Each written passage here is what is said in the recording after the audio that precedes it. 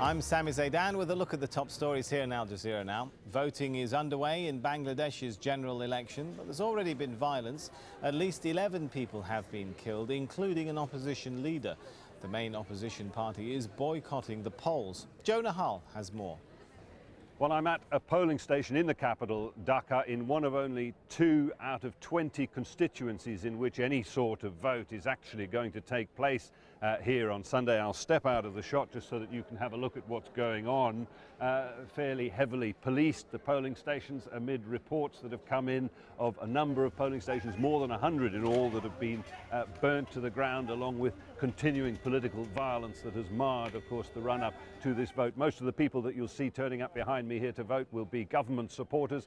There isn't anyone else really to vote for other than some fringe parties after the opposition boycott. Why carry on with an election like this at all? Well, the government insists it must do on constitutional grounds. The election must be held within certain time limits. It blames the opposition Bangladesh National Party for orchestrating violence that it describes as terrorism, but says it's done everything in its power to encourage them to stop and to take part in the process. The BNP wants nothing less, of course, than the government to stand aside in favour of a neutral authority to govern future elections.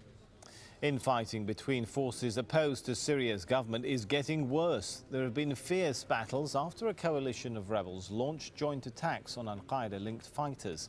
And civilians have been protesting too against the presence of the Islamic State in Iraq and the Levant.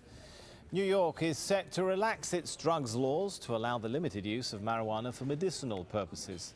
The new guidelines will allow the drug to be used in some hospitals for seriously ill patients.